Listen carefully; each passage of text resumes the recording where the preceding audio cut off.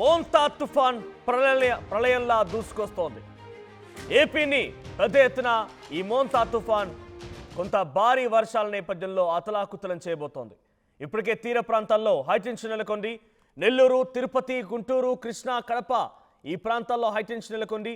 ఇక ఉభయ గోదావరి జిల్లాల్లో 3 రోజుల పాటుగా పలు స్కూళ్ళకి కూడా సెలవులు ప్రకటించినట్టు తెలుస్తోంది. సో ముఖ్యంగా ఏపీకి ఈ మోంతా తుఫాన్ గండం దూసుకొస్తోంది. ఆగ్నేయ బంగాళాఖాతంలో ఏర్పడినటువంటి తీవ్రమైన అల్పపీడనం నిన్న వాయుగుండంగా బలపడింది. అయితే కాకినాడకి 920 కిలోమీటర్ల దూరంలో ఈ వాయుగుండం కేంద్రీకృతమైంది. పశ్చిమ వాయు దిశగా ఈ వాయుగుండం తరలుతోంది. ఇది పూర్తిగా తీవ్రమైనటువంటి వాయుగుండంగా రూపాంతరం చెందబోతోంది. సోమవారం రోజున ఆల్రెడీ ఇప్పటి నుంచి వర్షాలు స్టార్ట్ అయ్యాయి. బట్ దీని తీవ్రత రేపు ఎల్లుండి మరింత తీవ్రంగా ఉండే అవకాశం ఉంది. సో 3 రోజుల పాటుగా అటు పలు ప్రాంతాల్లోని స్కూళ్ళకి కూడా సెలవులు ప్రకటించారు. అయితే మంగళవారం రోజున సాయంత్రం లేదా బుధవారం రోజున వరకు కూడా ఇది పూర్తిగా మచిలీపట్నం, కళింగపట్నం మధ్య కాకినాడ సమీపంలో తీరం దాటే అవకాశం కనబడుతోంది.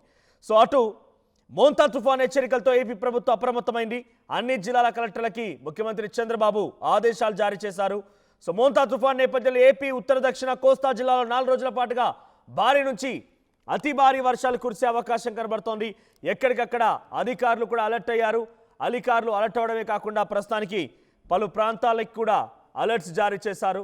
సో ప్రస్తుతానికి సత్యసాయి జిల్లాలో, అనంతపురం జిల్లాలో, కర్నూలు, ఎన్టీఆర్, ఏలూరు, అల్లూరి ప్రస్తుతం ఈ జిల్లాలో మోస్తారు నుంచి భారీ వర్షాలు కురుస్తూ ఉన్నాయి.